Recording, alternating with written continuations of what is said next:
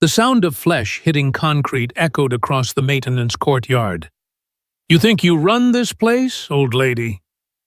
Braden Whitmore's varsity jacket gleamed under the October sun as he slammed the security guard against the building wall. 5 wrestlers circled like predators, their shadows blocking every escape route. Isabella Cruz's radio skittered across the pavement, crushed under a size 13 wrestling shoe. Her hand trembled near the Hello Kitty keychain on her belt, the pink plastic toy her daughter Sophia had given her last birthday. "Count to 10, she whispered, fingers finding the hidden button beneath the cartoon cat's bow. "Just 10 seconds.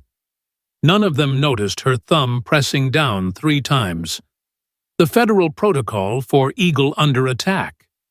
In 45 seconds, that empty Virginia sky would fill with helicopters. But right now, Isabella Cruz looked like any other underpaid school guard about to learn why you don't say no to the senator's son. They had no idea what they'd just triggered. Before we dive deeper into this shocking confrontation at Preston Preparatory Academy, if you've ever witnessed or experienced bullying that went too far, you know how powerless it can feel. Hit that like button if you believe everyone deserves to feel safe, whether they're a student or staff member. Your support helps share these important stories that need to be heard.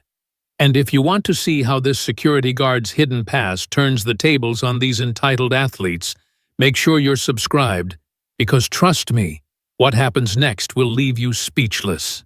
Preston Preparatory Academy basked in the noon sunshine, its manicured lawns hiding secrets darker than any shadow. Isabella Cruz stood at her post, near the maintenance entrance, clipboard in hand, watching students stream back from lunch. At 38, she looked unremarkable. Medium height, dark hair pulled back in a simple ponytail, the standard blue security uniform that marked her as invisible to the privileged teens who ruled these halls. The only personal touch was that Hello Kitty keychain dangling from her duty belt, a gift from Sophia 6 months ago when she'd started this job.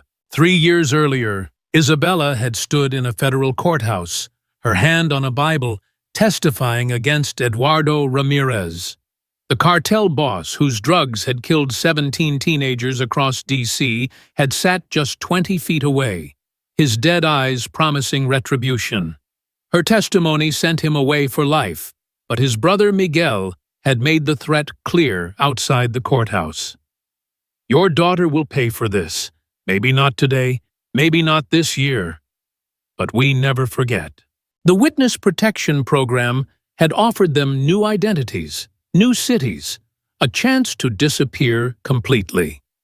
Instead, Isabella had negotiated something different. She would hide in plain sight, taking a job that let her stay within feet of Sophia every school day. The government agreed, maintaining her panic protocol status. After 12 years protecting presidents, after taking a bullet for the Secretary of State, after preventing 3 assassination attempts, they owed her that much. "Yo, rent-a-cop!" The voice shattered her vigilance like glass. Braden Whitmore approached with his pack, all wearing Preston wrestling team jackets despite the 70-degree weather. At 17, Braden had inherited his father's sharp jaw and those same calculating eyes that Senator Whitmore used when deciding whose career to end in committee. State champion 3 years running, full Cornell scholarship already secured. Untouchable by teachers who valued their jobs and administrators who valued donations more than dignity. Behind him walked Logan Garrett, whose father owned the largest construction company in 3 states. The boy's shoulders rolled with each step, a predator's gait learned from years of taking whatever he wanted.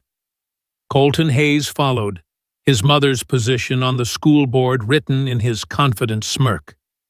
Noah Brennan and Aidan Marshall flanked them, both national competitors, both accustomed to opponents tapping out beneath them.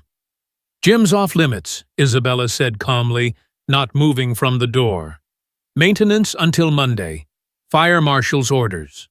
Braden's girlfriend, Madison Reeves, giggled from her perch on a nearby picnic table, her phone already recording. The daughter of a pharmaceutical executive, she collected humiliations like designer handbags. Bray, just push past her. What's she gonna do? Call security? More laughter at the joke. The security guard calling security. You heard me, Isabella repeated, her voice steady as her stance. Fire hazard. Use the auxiliary gym in Building C. Something shifted in Braden's face, that moment when entitlement meets resistance. He stepped closer, close enough that Isabella could smell his expensive cologne mixed with protein powder and privilege. His height advantage meant he looked down at her, a dynamic he'd used to intimidate since middle school. Do you know who I am? Isabella's trained eye caught the subtle shifts. Logan moving to her left peripheral, Colton drifting right. Classic flanking maneuver. Probably learned on the wrestling mat, but applicable to cornering prey anywhere. Her hand dropped casually to her belt, muscle memory from 1,000 threat assessments. A student who needs to find another place to train, she answered. The pack exchanged glances. No one talked to Braden Whitmore like that, especially not the help. Madison zoomed her camera in, anticipating the show. Move, Braden said quietly. The dangerous quiet that preceded violence in men who'd never heard the word no. Isabella remained still, her breathing controlled, her weight balanced on the balls of her feet. Sir, I need you to step back and use the designated facility. Sir? Noah mocked from behind. Did she just call you sir? Like you're some regular person? Braden's hand shot out, shoving Isabella's shoulder. Not hard enough to injure. He was too smart for that, but enough to establish dominance. The other boys laughed, the sound sharp as breaking bones. That's assault, Isabella said evenly. I'm calling this in. She reached for her radio. Colton's foot came down first, the device exploding in plastic shards and electronic components. The crunch echoed off the maintenance building's walls. Oops, he smirked. Guess you'll have to handle this yourself. The circle tightened. 5 Division I wrestlers, each outweighing her by 80 pounds minimum. Isabella's fingers found the Hello Kitty keychain, her thumb locating the concealed button beneath the decorative bow. The federal emergency device looked like a child's toy, but the technology inside could mobilize half the defense apparatus in Washington. Maybe she needs a wrestling lesson, Logan suggested, cracking his knuckles. Show her what happens when people forget their place in the food chain. Braden grabbed Isabella's wrist with a grip trained to control opponents twice his size. The pressure was immediate, designed to establish control through pain without leaving marks. You disrespected me. In front of my girl. In front of my team. Let go, Isabella said. Final warning. He laughed, twisting her arm into a control position that would force most people to their knees. Or what? You'll report me to my dad's golf buddy? File a complaint with the principal who comes to our Christmas parties? Isabella's free hand pressed the hidden button. 3 clicks. Short, short, long. The federal distress code that meant an agent under protection was in immediate danger. 10 seconds, she whispered. What? Braden leaned closer, his breath hot with arrogance. I'm giving you 10 seconds to let go. The wrestlers exploded in laughter. Aiden actually doubled over, slapping his knee. She's giving you a countdown? Lady, do you have any idea what we could do to you? 9 seconds. Braden's grip tightened, forcing her toward the wall. The concrete was rough against her back as he pressed closer. I think you need to learn about the food chain here. See, my dad sits on the intelligence committee. My mom runs the biggest charity in Virginia. I could have you fired with one text. Blacklisted from every security job in the state. 8 seconds. Better yet, his face was inches from hers now. Madison still filming eagerly. Maybe you just disappear. You look undocumented. We can make that happen. One call to ICE and I'm a citizen, Isabella said softly. 7 seconds. Logan moved behind her, ready to pin her arms if needed. Standard wrestling setup, one to control, one to intimidate, others to witness and film. They'd probably done this before, to cafeteria workers, maintenance staff, anyone they deemed beneath them. 6 seconds. Bray, just take her keys and go, Madison suggested, bored with the countdown. This is getting repetitive. Braden's free hand grabbed Isabella's keyring, trying to yank it free. The Hello Kitty keychain came with it, but her thumb never left the button. 3 years of keeping Sophia safe. 3 years of looking over her shoulder. 3 years of being ready for the cartel to find them. She hadn't expected the threat to come from entitled teenagers, but the response would be the same. 5 seconds. Stop counting! Braden slammed her against the wall, his forearm across her throat now. Not quite choking, but close. The position was designed to intimidate while maintaining plausible deniability. He could claim he was just holding her still. Isabella met his eyes. In them, she saw every entitled predator she'd ever faced. The diplomat's son who'd groped a secretary, thinking immunity meant impunity. The senator who'd threatened to destroy her career when she'd reported his drunk driving. The cabinet member who'd demanded female agents be removed from his detail because they were distracting. But also something else. Braden truly believed he was invincible. 3 seconds. I said stop! His fist cocked back, wrestling muscles coiled. 2. The first sound was distant. A low thrum that made Madison lower her phone. Is that? 1. The thrum became a roar. 3 black helicopters crested the tree line, moving in perfect tactical formation. The lead bird banked hard, its searchlight finding their group despite the bright October sun. Students across campus stopped, pointed. Phones emerging from pockets like startled birds. Federal agents, do not move! The voice from the helicopter's speaker system could have shattered windows. What the? Colton stepped back, craning his neck as the helicopters circled lower. The first SUV screeched around the corner before anyone could process what was happening. Then another. Then 5 more. They formed a perfect tactical perimeter, doors flying open in synchronized precision that spoke of countless training hours. Men and women in black tactical gear poured out, weapons drawn but pointed down, movements efficient and practiced. Hands where we can see them. Now. Logan stumbled backward, his wrestler's confidence evaporating. Bray, what did you do? Secret Service! The lead agent's voice carried absolute authority. Everyone on the ground except Agent Cruz. Agent Cruz?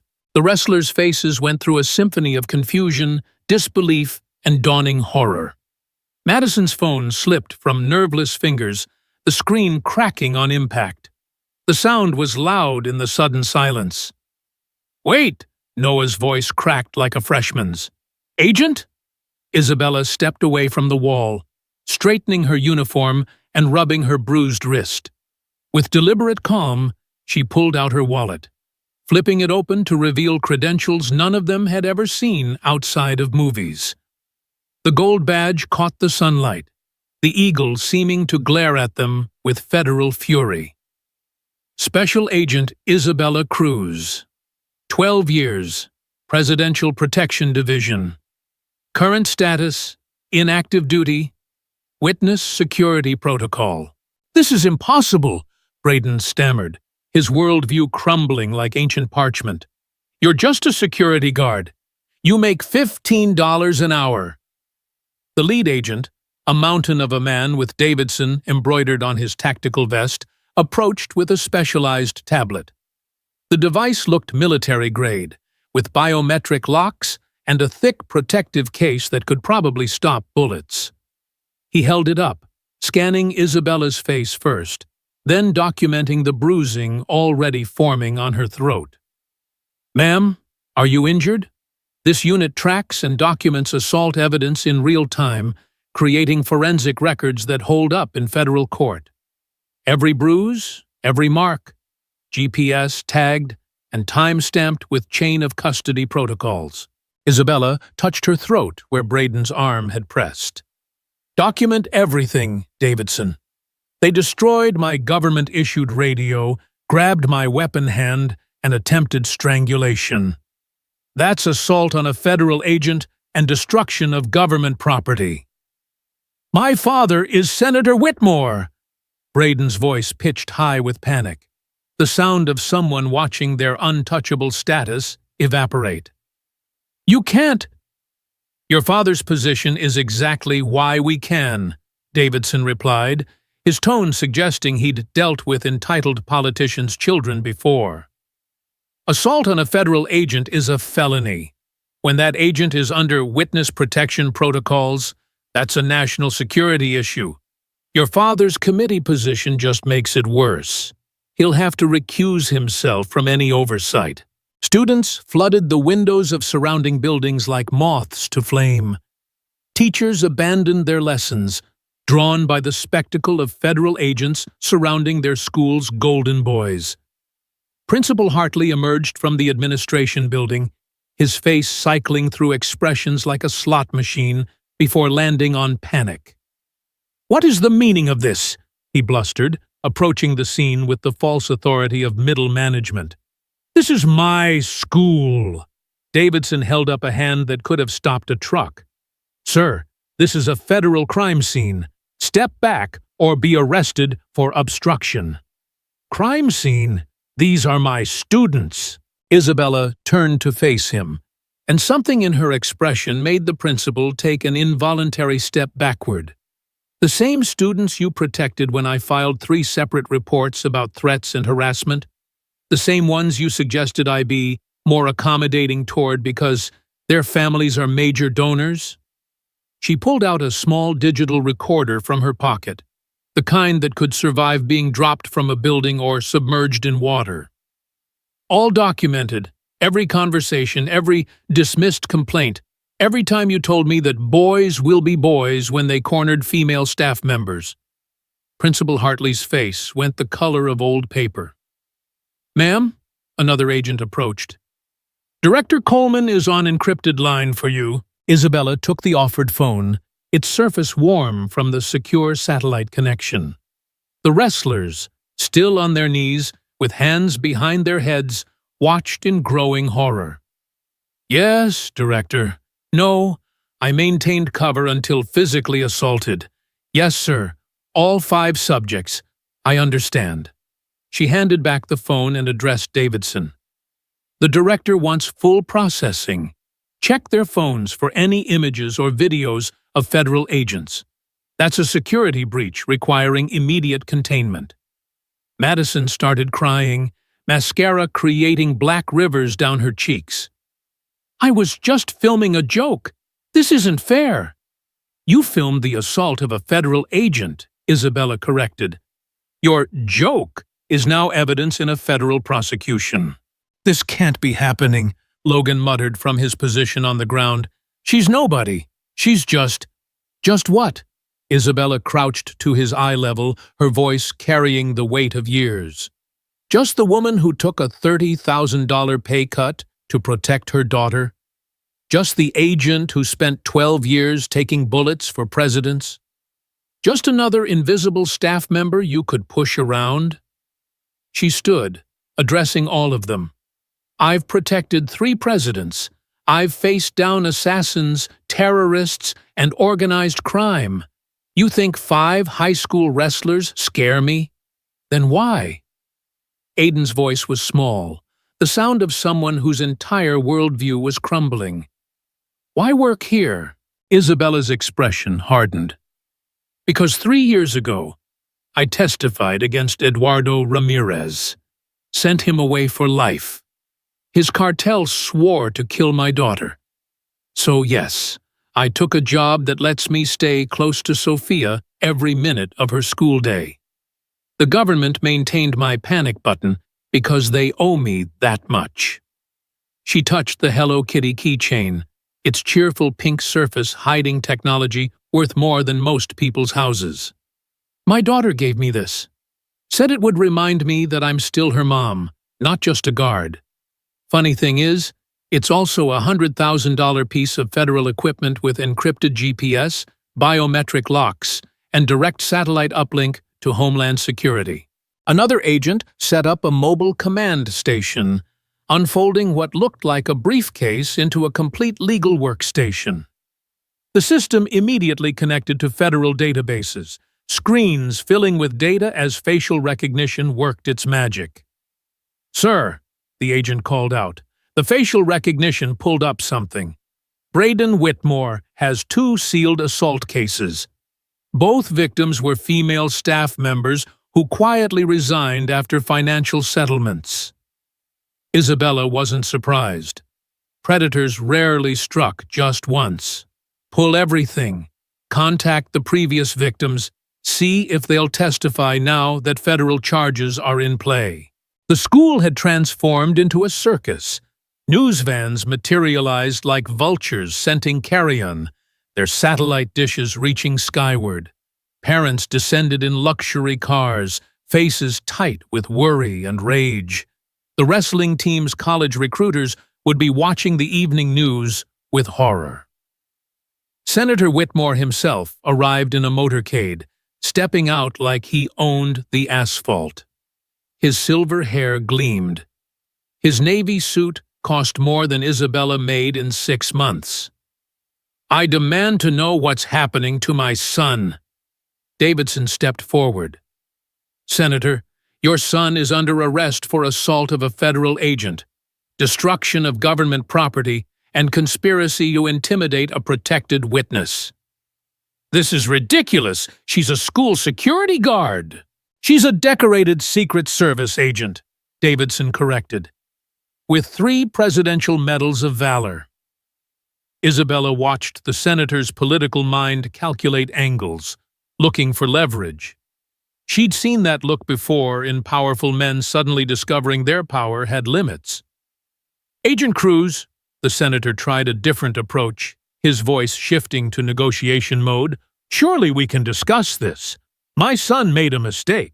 "Your son has a pattern," Isabella interrupted. She pulled out her phone, scrolling through files she'd been meticulously collecting.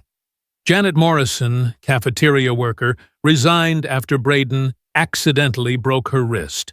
Claim sealed. Maria Santos, teaching assistant, left after sexual harassment. Complaint buried. Rachel Chen, library aide, transferred schools after threats. Should I continue? The senator's mask slipped for just a moment. "You've been investigating my son?" "I investigate threats. Your son became a threat the first time he cornered a female employee. I document everything. It's habit after 12 years in the service."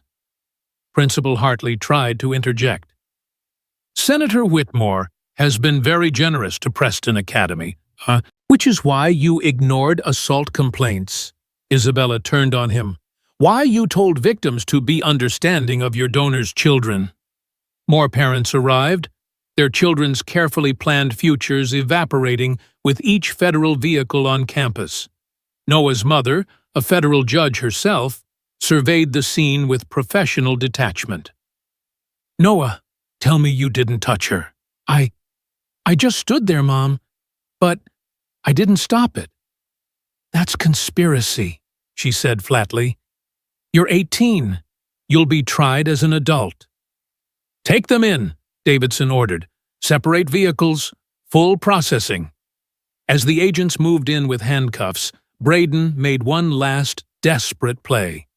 He broke free, lunging at Isabella with a wrestler's speed.